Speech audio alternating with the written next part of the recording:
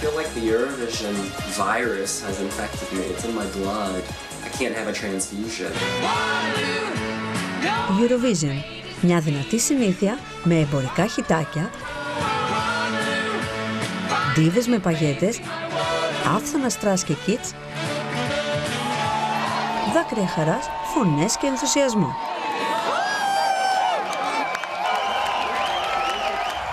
Για περισσότερα από 60 χρόνια, ο διαγωνισμός της Eurovision ήταν το δημοφιλέστερο πρόγραμμα στην Ευρώπη.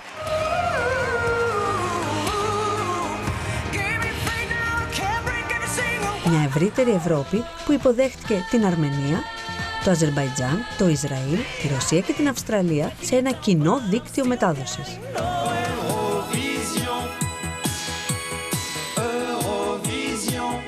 Η μεθυστική φρενίτιδα της Eurovision δεν περιορίστηκε στα φανταχτερά ρούχα και τις μπαλάντες.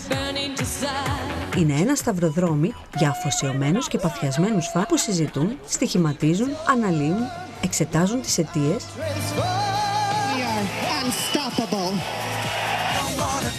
τις ενστάσεις ή υπολογίζουν τις στρατηγικές μεθόδους ψηφοφορίας. Good evening, Norway. May we have your votes? 6 points. Ireland, 8 points. 10 points. 3 points. Welcome, Europe! Bonsoir, Lyon! Πώς ένας διαγωνισμός τραγουδιού έγινε ένας αιχμηρός καθρέφτης για τους εαυτούς μας και την Ευρώπη των διαφορετικών όψεων? Are we ready to start the competition? Αφού ξεπεράσεις τις πρώτες εντυπώσεις, δεν μπορείς να ξαναδείς τη Eurovision με το ίδιο μάτι.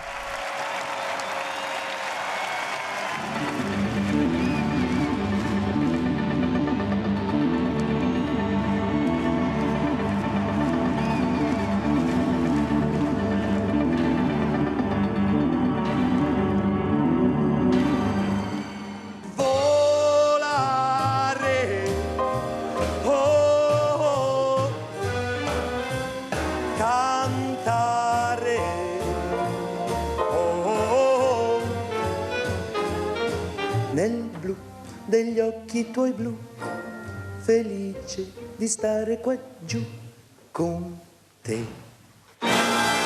Κάθε χρόνο, το μήνα Μάιο, το ίδιο τελετουργικό.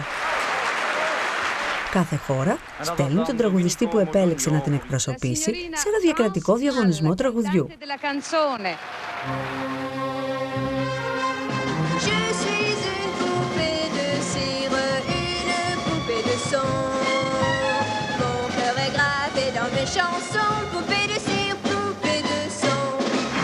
Αυτή η μεγάλη ευρωπαϊκή συνάντηση που μεταδίδεται ταυτόχρονα σε όλους τους κρατικούς τηλεοπτικούς σταθμούς αφήνει το σημάδι της πάνω από 60 χρόνια. The winning song of the Eurovision Song Contest 1974, Sweden's Waterloo, sung by ABBA.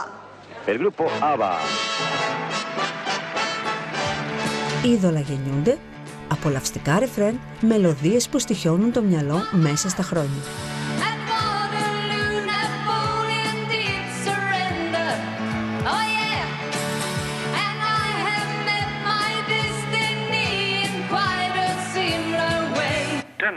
Η Eurovision είναι πάνω απ' όλα η αξέχαστη παρέλαση των βαθμών για κάθε χώρα μέχρι το τελικό αποτέλεσμα. 2 points. 6 points. 12 points go to our heroes, Sweden! We are the heroes of our time. Το 2015 η Σουηδία συγκέντρωσε τη μεγαλύτερη βαθμολογία με ένα τραγούδι που έγινε η επιτυχία του καλοκαιριού σε όλη τη Σκανδιναβία. Και σύμφωνα με τον κανονισμό, η νικήτρια χώρα φιλοξένησε τον επόμενο διαγωνισμό.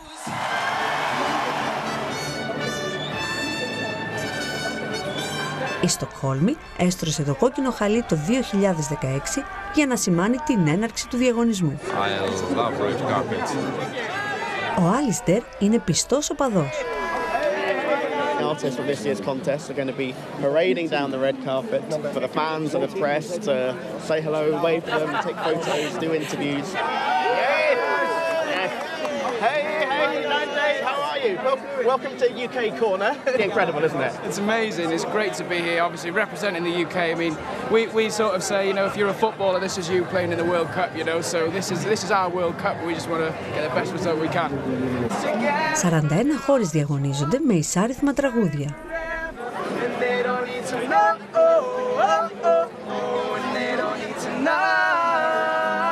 I think this is the best song we've sent for many years.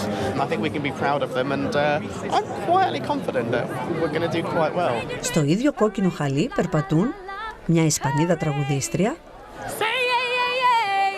μια pop Γερμανίδα τραγουδίστρια, η υποψήφια της Κροατίας με μια φουτουριστική πινελιά. Για τον Γιάν είναι η 22η διοργάνωση. Das ist die Österreicherin Zoe. Ich mag diese selbstsichere, schüchterne Art und ihr Lächeln. Und Zoe macht das Französisch. Das ist eine große Leistung, dass sie mit so einem Lied in Österreich gewonnen hat. Ich bin sehr gespannt, ob sie das gut macht, aber ich glaube an sie. Αυτός ο ένθερμος οπαδός είναι και δημοσιογράφος, γνωστός για τα καυστικά άρθρα του σχετικά με τη διεθνή πολιτική. Βρίσκεται στο στοιχείο του εδώ, στο κόκκινο χαλί, όπου βρίσκει στη Ρωσία, την Ουκρανία, το Αζερμπαϊτζάν και την Αρμενία. Ολοκληρωτικά καθεστώτα και παραπέουσες δημοκρατίες. Das Irre ist, heute hat man hier eine kleine europäische Pop-Manifestation gesehen. Es ist weithin anerkannt als eine Geschichte, die offenbar dieses Europa mitkonstruiert. Man braucht Foren, man braucht eine Agora, um miteinander im Gespräch zu bleiben. Also wo das eben vordergründig nicht um Politisches geht. Und damit ist es umso politischer.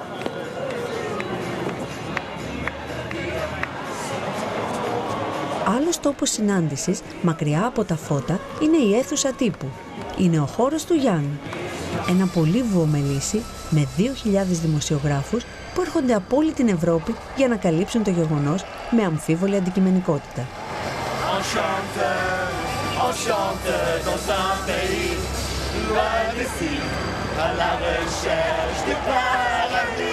Είναι πάνω απ' όλα παθιασμένοι και δραστήριοι φαν με εγκυκλοπαιδικές γνώσεις για το θέμα που απολαμβάνουν τη γιορτινή ατμόσφαιρα των προκριματικών.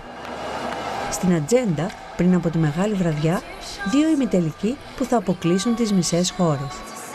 Η Ζόη, η αυστριακή υποψήφια, περνά την πρώτη δοκιμασία.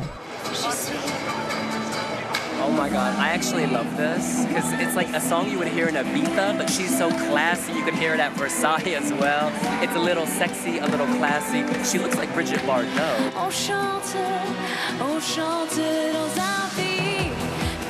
Ο Βίλιαμ, Αμερικανός δημοσιογράφος με έδρα το Λονδίνο, γράφει για το blog WeWe, το μεγαλύτερο site στη διαδικτυακή κοινότητα της Eurovision. Συνεντεύξεις, κουτσομπολιά, προβλέψεις και παροδίες.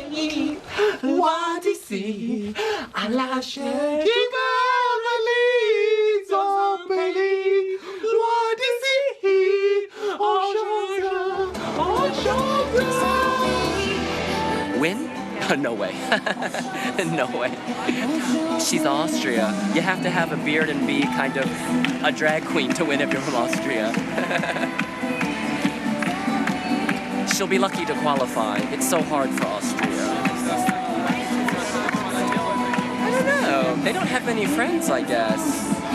Sometimes the Balkan neighbors vote for them, but like, oh, Croatia is in the semifinals, so maybe. But that's just one country.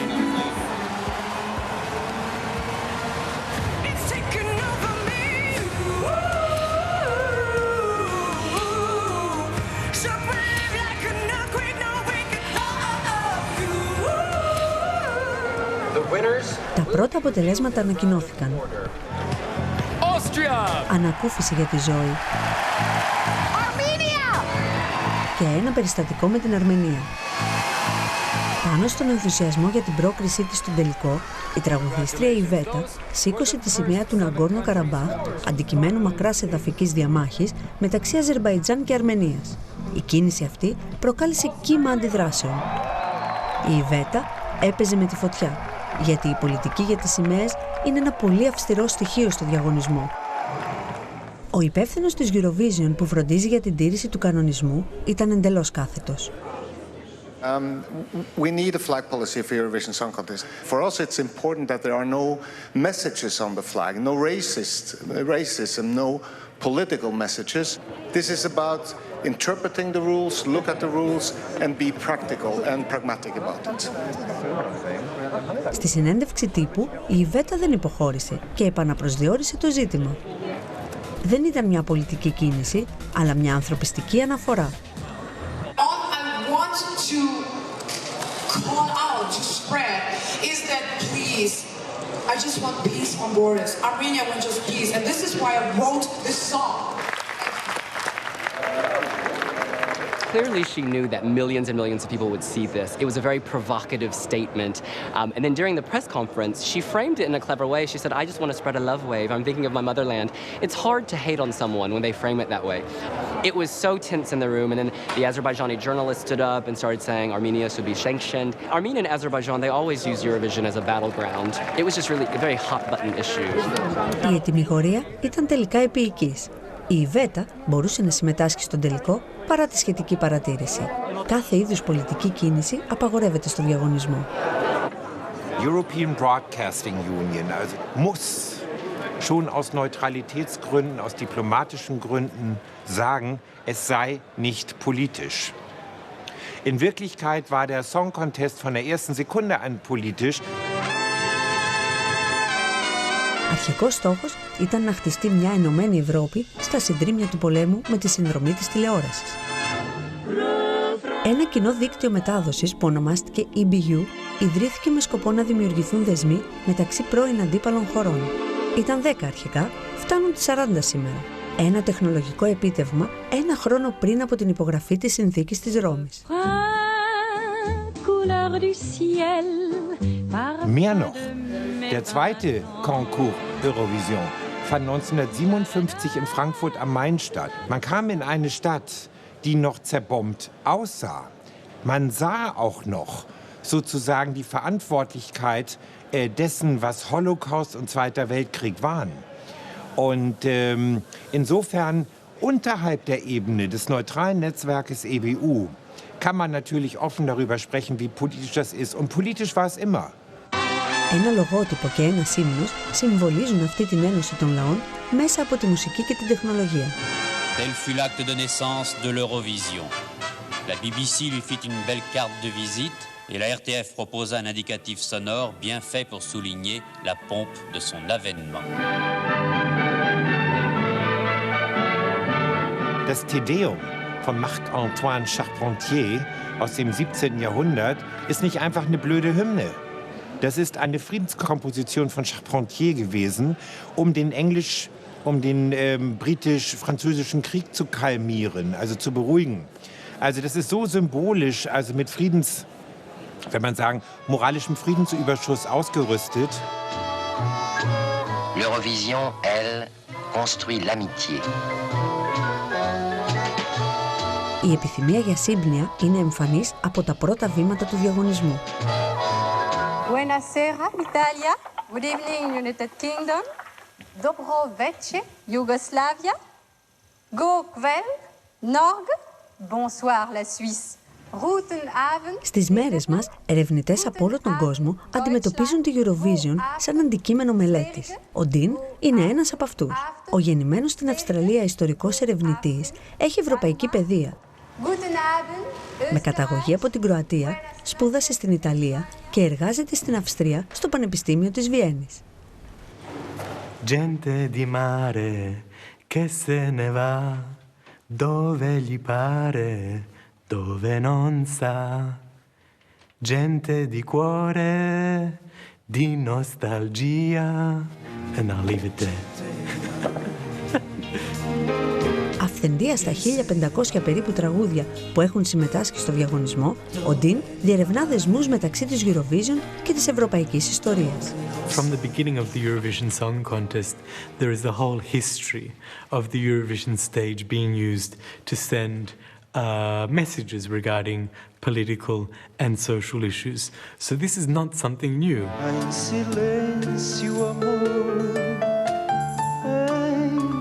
tristeza, enfim, eu te sinto em flor.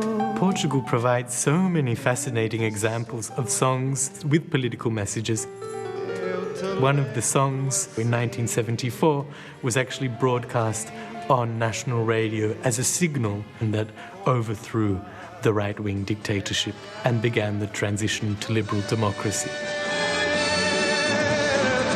Όταν ακούστηκε αυτό το τραγούδι, ξεκίνησε η λαϊκή εξέγερση και ανατράπηκε το καθεστώς Σαλαζάρ. Η επανάσταση των Γαριφάλων ήταν σε εξέλιξη. Στο πέρασμα των ετών, ο διαγωνισμός αποτέλεσε πολιτικό φόρουμ. Κατά τον πόλεμο των Φόκλαντ, μεταξύ Αργεντινής και Ηνωμένου Βασιλείου, η Ισπανία παρουσίασε ένα ταγκό που θεωρήθηκε πρόκληση από τη Βρετανία.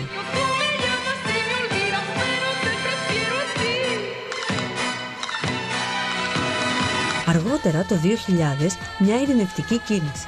Το Ισραηλινό συγκρότημα Ping Pong κυμάτισε σημαίες του Ισραήλ και της Συρίας στη σκηνή.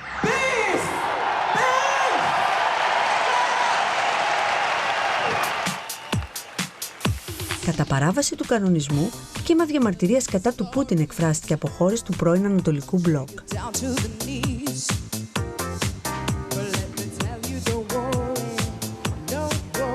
Ο Τόμπι είναι μουσικός ανταποκριτής μεγάλης σουηδικής εφημερίδας με ιδιαίτερο ενδιαφέρον για αυτά τα τραγούδια διαμαρτυρίας. You had a song in 2009 from Georgia. It had the title We Don't Wanna Put In, and that doesn't make any sense in English, but when you sing it, it sounds like We Don't Want Putin. We don't wanna put in. The negative move is killing the groove. I'm gonna try to shoot in. That was such an obvious political statement. So they were asked to change their song or change the lyrics, but the Georgian entry they refused to, so it was banned from the competition.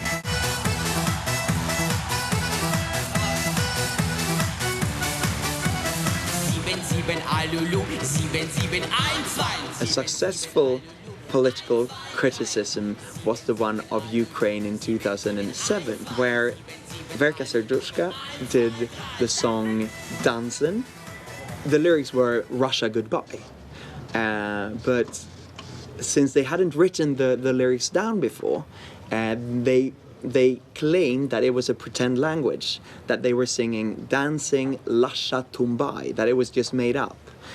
And they got away with that, but everybody listening to the song can hear that it is somebody that is fairly bad in English, pronouncing the words Russia Goodbye. And this really fun song became a huge hit in the Eurovision community, where Verka Serduchka actually made a very political statement that they want to say bye to Russia. I want to see Russia Goodbye. I want to see Russia Goodbye. I want to see Russia Goodbye. I want to see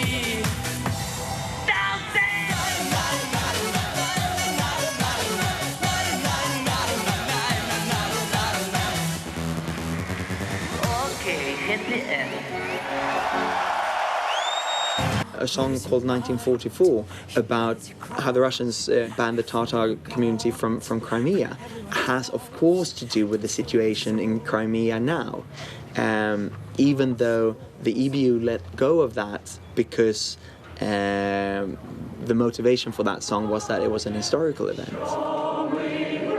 Σε αυτό το τραγούδι η Τζαμάλα λέει την ιστορία της προγιαγιάς της. Η αναφορά στην προσάρτηση της Κριμαίας από τη Ρωσία του Πούτιν ήταν τόσο εμφανής που η κρατική δούμα, το Ρωσικό Κοινοβούλιο, επιχείρησε τον αποκλεισμό του τραγουδιού από τους διοργανωτές. Μάταια.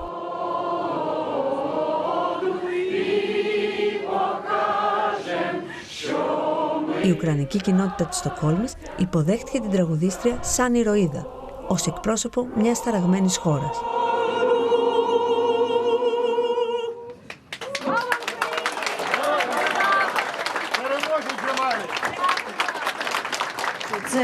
Ця пісня не для цих веселих конкурсів, як Євробачення і таке інше.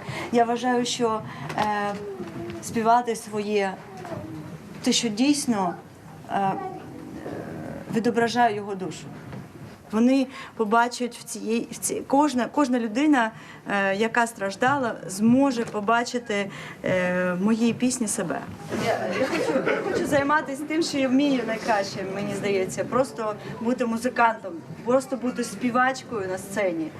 І не думати навіть про які вбрання там. О, до речі, ви бачили чорне, ви бачили синє. Яке вам більш подобається? Синє.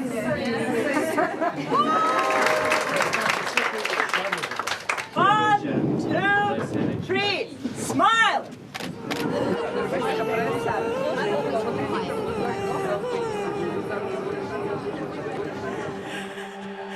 As a tool for cultural diplomacy, like many other nations do. You have an audience of what? Some 200 million viewers who are going to see that political statement being made on television. Μετά την πτώση του τείχους του Βερολίνου, η συμμετοχή στο διαγωνισμό ήταν συχνά η πρώτη επαφή με επίσημο οργανισμό πολύ πριν από τις διαδικασίες για ένταξη στην Ευρωπαϊκή Ένωση. Η Eurovision είναι μια διπλωματική πλατφόρμα και ενίοτε μέσω προβολής για κάποια κράτη. The Eurovision Song Contest does also have its dark side. I mean, we see that Russia has made huge investments into its entries in the Eurovision Song Contest. When it hosted the contest in Moscow in 2009, that happened to be the most expensive contest to date. It's a way for Russia to show that it can beat the West at its own game, not only in military terms, in economic terms, but also in cultural terms. Μετά τη Μόσχα το 2009, το Μπακού φιλοξένησε τη Eurovision το 2012 με μια υπερβολή. Ο διαγωνισμός ήταν μια γυαλιστερή βιτρίνα για την απολυταρχική ηγεσία.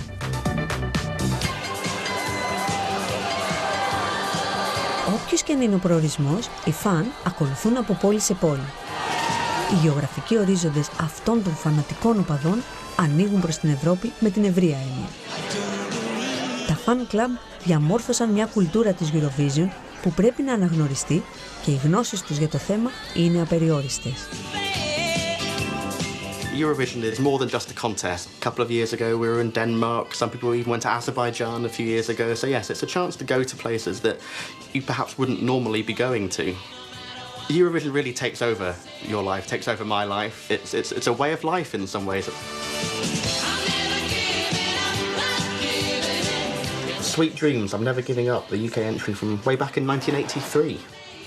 And Michael Ball from 1992, One Step Out of Time. And from Turkey, Ayla Vatankosh, Summer Is Over, also from 1992. The Greek entry from 1992, Cleopatra. At the time, that was their most successful entry ever. I think it came 5th. It's a really good song, it was my favourite that year. La la la da da da da da da da da da da da da Όλο του κόσμου η ελπίδα.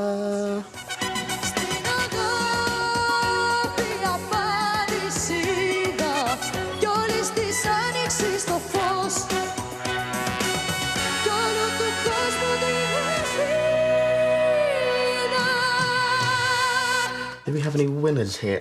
Yes, here's Mr. Eurovision, Johnny Logan. He won it twice, back in 1980 and 1987. You still hear it on the radio sometimes. It's sort of a song that when you hear it, you just kind of stop what you're doing and listen to it, because it's such a good song, and he's a very good singer.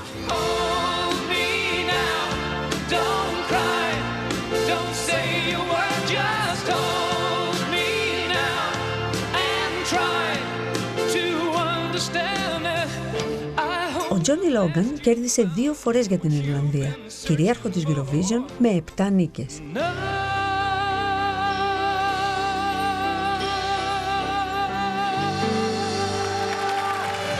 Η Σουηδία είναι η άλλη μεγάλη νικήτρια του διαγωνισμού με 7 πρωτιές.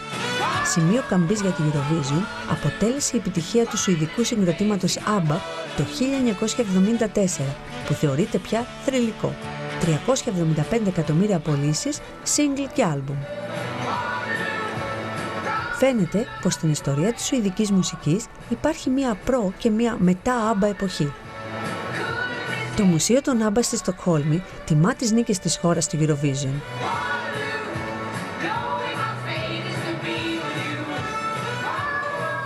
gibt aber natürlich hier die Ikonen. Da haben wir die Herays. 1984 haben die gewonnen. Dann haben wir da den All-Swedish Boy, Måns Zelmerlöw, der so smart ist, der aussieht wie ein H&M-Model.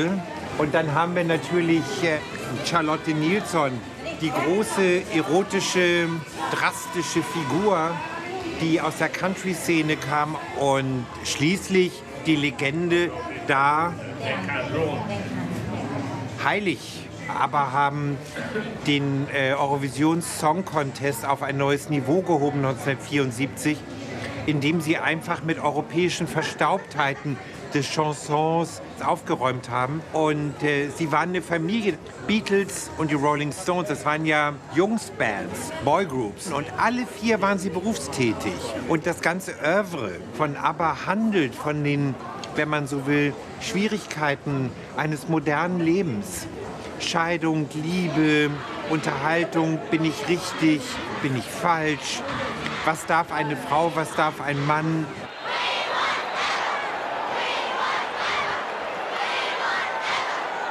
Η επιτυχία των ABBA προκάλεσε σχεδόν μαζική ιστερία. Παράλληλα, εγκαινιάστηκε μια νέα μουσική εποχή για τη Σουηδία, αυτή των αγγλικών στίχων, στα πλαίσια μιας εμπορικής μουσικής βιομηχανίας. Ενώ η Σουηδία ετοιμαζόταν να φιλοξενήσει τη Eurovision το 1975, κύμα διαμαρτυρίας σάρωσε τη χώρα.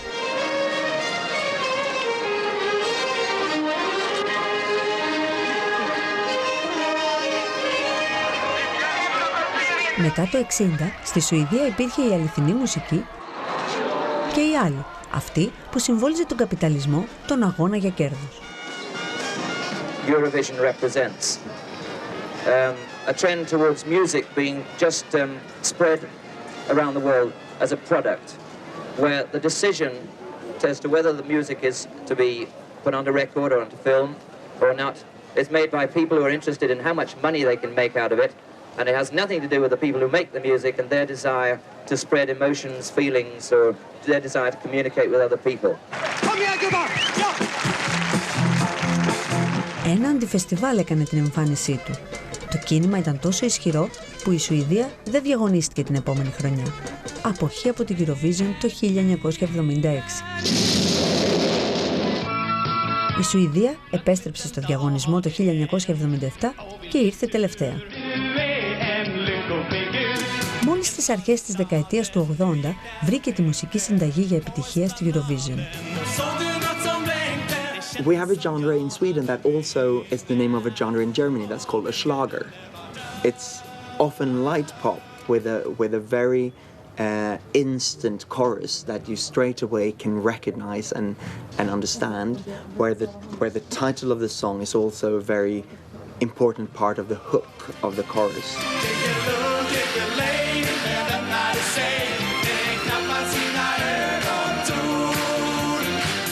You have a verse, you have the chorus, you have the verse, you have the chorus, you have a key change, and then you have the chorus again. They know the formula to make a song that is 3 minutes long, that can affect you when you watch it on TV, a song that you catch on to straight away. Και η συνταγή λειτουργήσε τόσο καλά που και άλλες χώρες στράφηκαν σε Σουηδούς συνθέτες σε αναζήτηση της επιτυχίας. Γεωργία, Αζερμπαϊτζάν, Κύπρος, Μάλτα, Βουλγαρία. Η σπουδαία σουηδική συνταγή εφαρμόστηκε στο κυνήγι της πρωτιάς. In the long run, it's not good that so many of the Eurovision songs are written and composed by Swedish songwriters, because that will not make the competition diverse enough. Μετά την νίκη των ABBA, τα τραγούδια σε πολλές γλώσσες έγιναν παρελθόν. Τα αγγλικά κυριάρχησαν στη δημιουργία μουσικών προϊόντων και αξέχαστων μελωδιών. Every morning I wake up with a different song. I go like, I kind of like this song. Oh, I like her, Paula Genova. Crime. If love was a crime.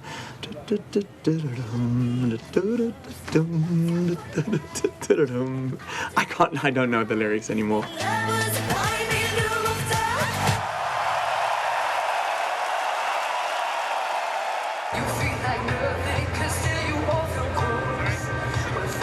Για τη Φινλανδία, γείτονα της αποστράπτουσας Σουηδίας, οι αναποδιές ήταν πολλές.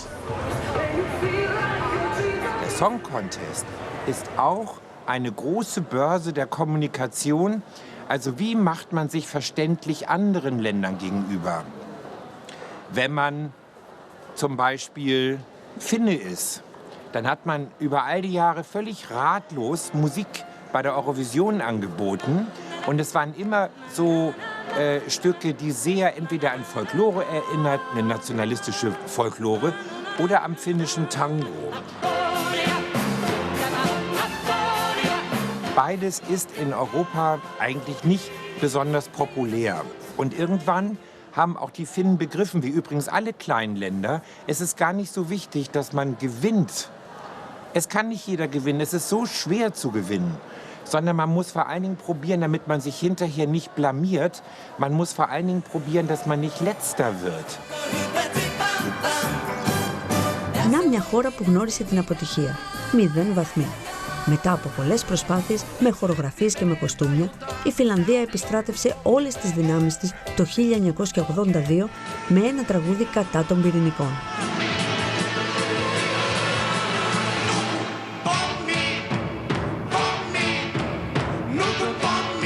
0 βαθμοί για άλλη μια φορά.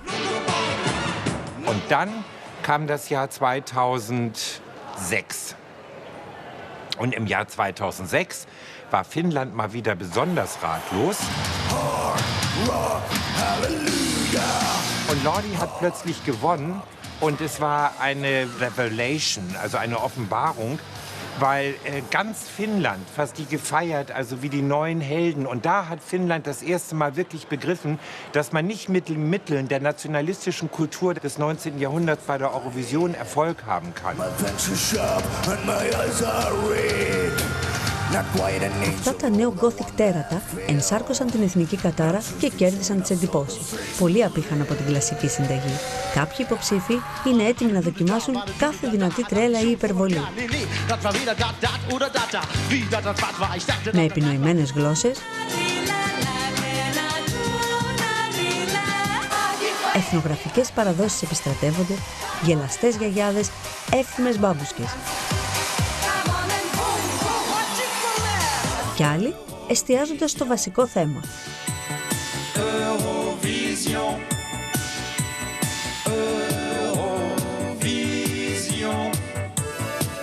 Ή μια Ιρλανδική γαλοπούλα λέει ένα τραγούδι με κρυφό μήνυμα και η Ιρλανδία παίρνει το 12. Η Ιρλανδία ψηφοθυρεί καταγγέλλοντας το σύστημα συμμαχιών μεταξύ των γειτονικών χωρών.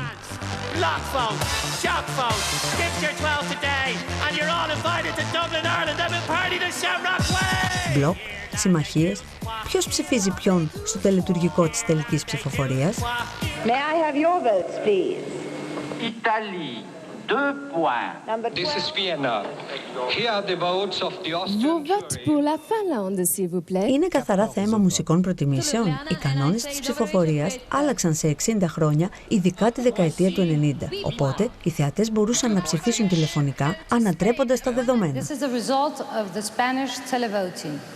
Durch das reine Televoting die Blockvoten, also das heißt kulturell sehr verwandte Länder begünstigen sich, sehr ausgeprägt war.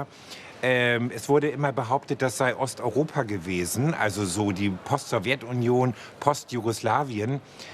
Das war aber übrigens immer falsch, denn der wichtigste Block, um sich mit Punkten zu begünstigen, war eigentlich das skandinavische. Schweden, Norwegen, Dänemark, Island, in gewisser Weise auch Finnland. 8 points, 3 points.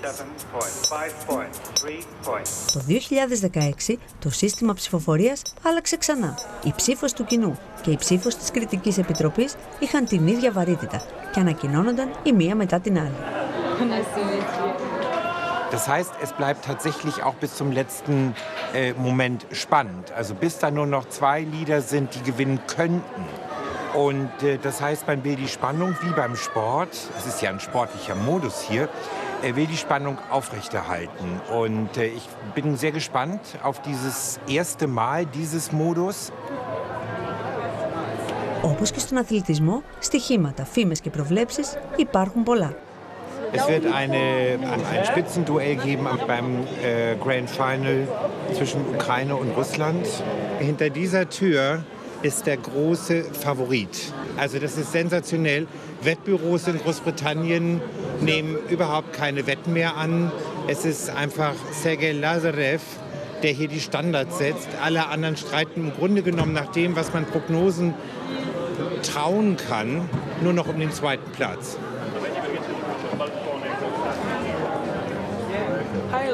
Hello. You have to know, or you could know, that you are a very big favorite.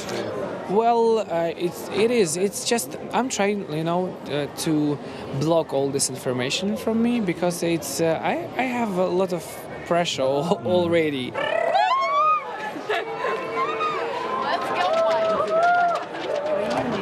Στην ουκρανική πλευρά επικρατεί νευρικότητα και οι προλήψεις μπαίνουν στο παιχνίδι. Я не определяю. А вот как определит судьба, история, я не знаю, высшие силы или, может, низшие силы. Все. Что это? Борьба добра и зла? А кто здесь главнее? Люцифер или белый ангел? Тоже непонятно. Все очень сложно. You're not alone. We're in this together. All that you want is right in the river. And they don't need to know. Κοντά στο Globen, που θα στεγάσει το διαγωνισμό, αναμένονται 16.000 φαν.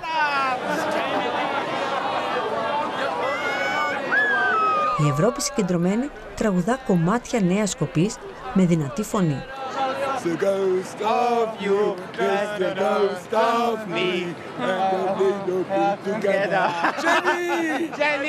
Και εδώ, προγνωστικά και τραγούδια λίγα λεπτά πριν από τον τελικό. Dans un pays loin d'ici, à la recherche du paradis. Love the song! We finally made it to Stockholm, the final of Eurovision 2016, and we're so excited!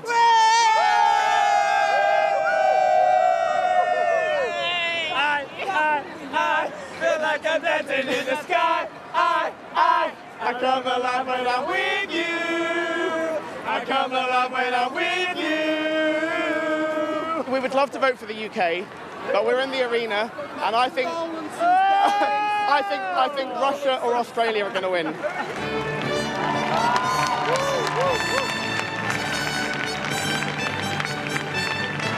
Ladies and gentlemen, welcome to Stockholm, Sweden, and the grand final of the biggest music competition in the world.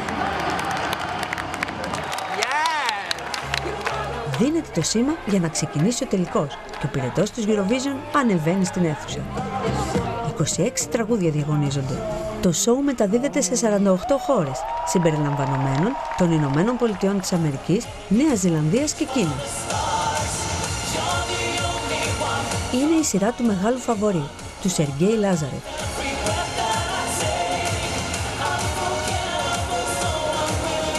Oh, it's fantastic. He's on point visually, musically, sexually. It's so technical, yet so now. It's a little soulless. I like a song that has more emotion, but it's just so radio friendly. And this is good. He could definitely win. Yeah, I would like Ukraine to win, though. A little political. I think her song has a soul. She's singing about her own life, her family's tragedy, so she feels it. When she's done singing, it's like she's dying.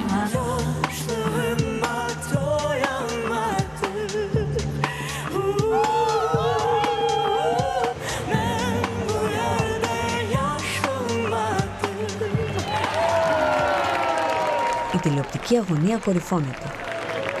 Our 12 points goes to Ukraine. Μετά τα αποτελέσματα της Κριτικής Επιτροπής, η Ουκρανία έχει καλή θέση σε σχέση με τη Ρωσία. Αναμένονται τα καθοριστικά αποτελέσματα της τηλεψηφοφορίας. Η αίθουσα τύπου παρασύρεται ξανά στη δίνη των γεωπολιτικών εντάσεων της ημέρας. The favorite according to the televote is Russia, but will their points be enough to pass Ukraine? 361 points.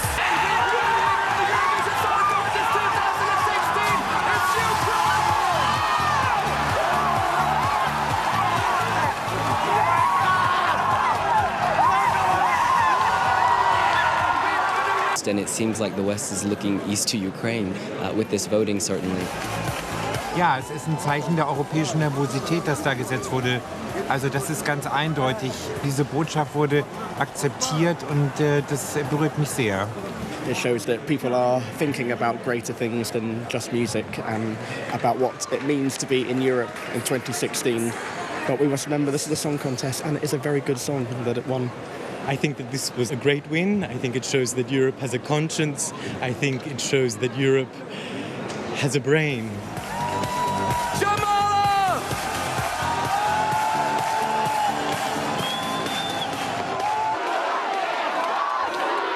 Η Ευρώπη τάσεται πάλι υπέρ ενός τραγουδιού που εκφράζει ανοιχτά μια πεποίθηση και αφορά άμεσα την επικαιρότητα. Κάτι αντίστοιχο συνέβη το 2014.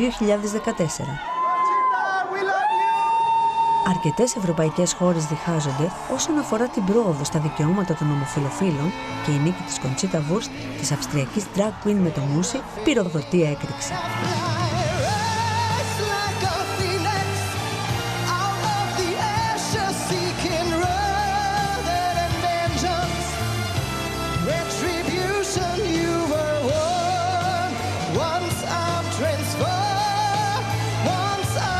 Το τραγούδι είναι ένα ύμνο στην ανεκτικότητα. Η Κοντσίτα Βουρστ ξεκινά σταυροφορία για να υπερασπιστεί, όπως δήλωσε η ίδια, την γκέι οικογένειά της και τις τρανς αδελφές της.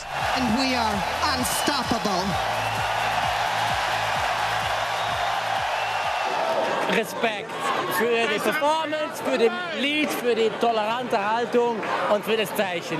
Danke. Toll, große Klasse, wirklich. Ich finde das ein tolles Zeichen und es rückt vielleicht auch Österreich doch in ein mehr liberaleres Licht, als es vielleicht davor war. Also toll, echt toll, toll, toll, ja. Με λόγο γεμάτο υπονοούμενα, ενώ οι νόμοι για τους γάμους ομοφυλοφίλων είναι ακόμα υποσυζήτηση σε αρκετές ευρωπαϊκές χώρες, η Κοντσίτα Βουρστ τραγουδά μπροστά στο Ευρωπαϊκό Κοινοβούλιο. Ο αγώνας της τη μετατρέπει σε σύμβολο. Η εικόνα της πουλάει πολύ. Γίνεται σήμα κατά τεθέν.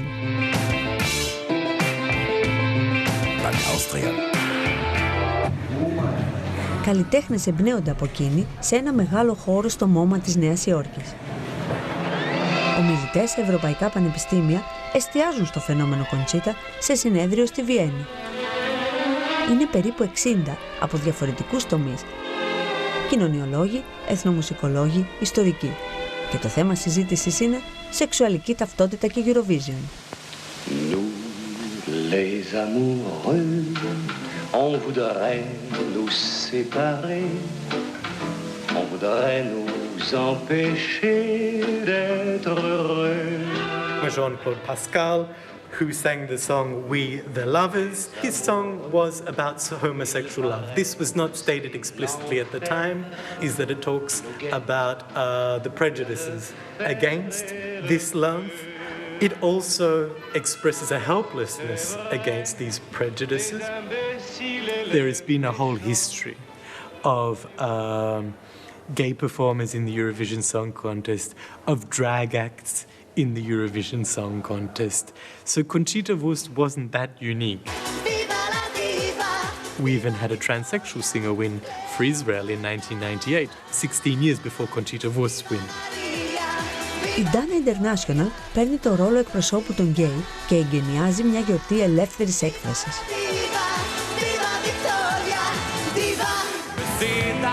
Όπως και αυτό το τρίο Σλοβαίνων διεμφυλικών με στολές αεροσυνοδών.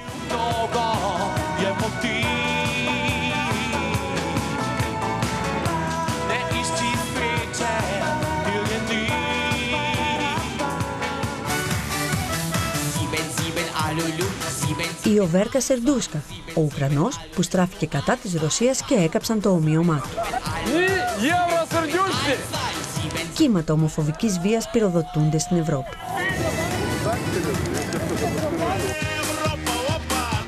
Η Κοντσίτα Βουρστ πρωταγωνιστεί σε παροδίες που απεικονίζουν τη ρωσική επαρχία. Γίνεται σύμβολο μιας ηθικά διεφθαρμένης Ευρώπης από την οποία η Ρωσία πρέπει να προστατευτεί. Ты Европа, и что же с лицом? А я в своей рубахе держусь молодцом. Αντικείμενο μίσους ή λατρείας, η Κοντσίτα Βούρστ πυροδοτεί πάθη, προκαλεί συζητήσεις και αντιπαραθέσεις. Η νίκη της στη Eurovision άλλαξε τις απόψεις στην Ευρώπη. After she won, there was no law that was adopted in Austria to improve the position of sexual minorities. In some countries neighboring Austria or close to Austria, yes, in Slovenia, for example, in Croatia, major laws were adopted to advance the rights of same-sex couples, but not Austria.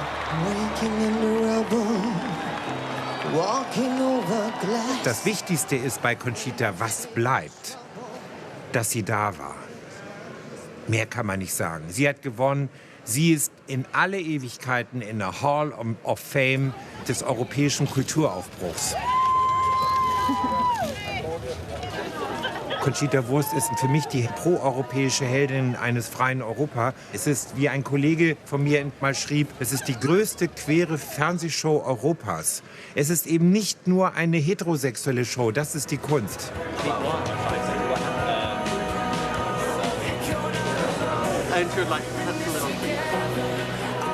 Oh, that's not bad. No. Yeah, sure it is.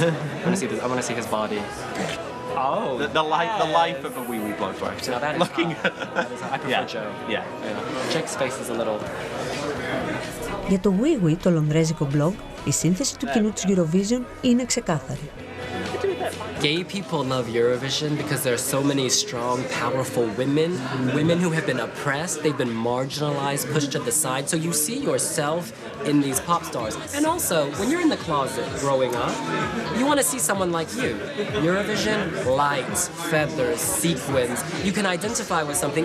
There's something different that you connect with. Yeah. And I think for a lot of people it gives them hope they're not alone.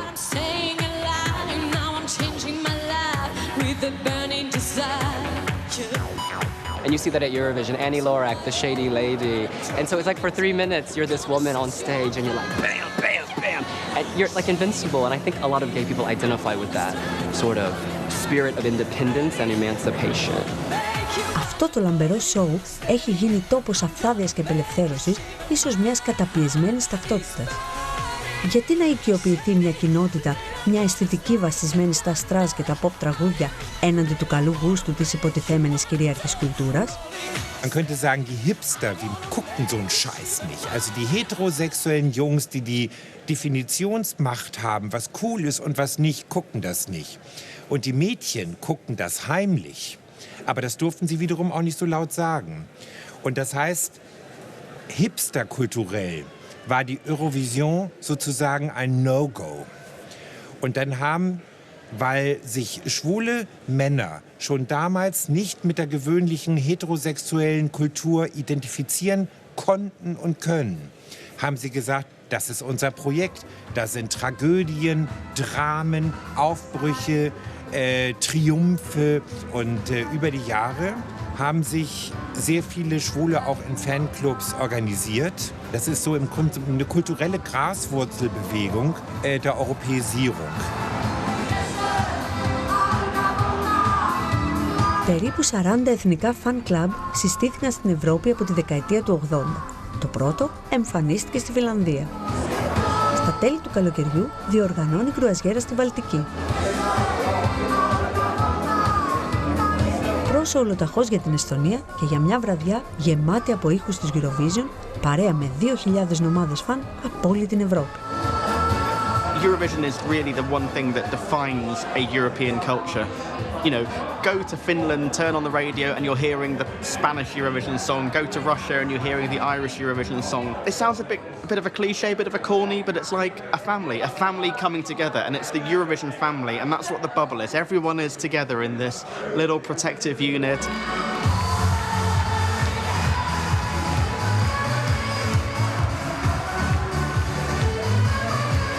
Μπορεί η Eurovision να προσφέρει ένα αίσθημα προστασίας?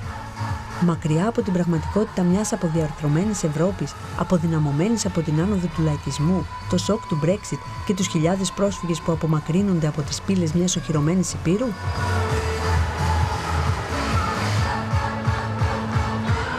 Eurovision ist so eine Art Wake-up-Call einmal im Jahr Europa ist nicht kaputt. Europa wird aus diesen Krisen stärker hervorgehen denn je. Wir repräsentieren ein menschliches, ein extrem lebendiges, diverses, multikulturelles Europa der Vermischung. Μέσα από αυτόν τον διαγωνισμό η Ευρώπη βλέπει τον εαυτό της, την ιστορία της. Θαλμαπάτη, ψευδαίσθηση. Όσο διαρκεί το πάρτι, η κοινότητα της Eurovision ξέρει πως είναι ενωμένη στη διαφορετικότητα και τον φιλοευρωπαϊσμό της. Αφήγηση Νανά Κασκέτα. Η τεχνική επεξεργασία έγινε στα στούντιος της Video Press. Kisses for me, several your kisses for me. Bye bye baby, bye bye. Waterloo, promise to love you forevermore. Aux yeux de lumière qui voient tout passer les oiseaux. Copyright για την ΕΡΤ3 2019. Du ger mig bra vibrationer varje gång du tar min hand in din. Und so weiter. Mehr weiß ich nicht.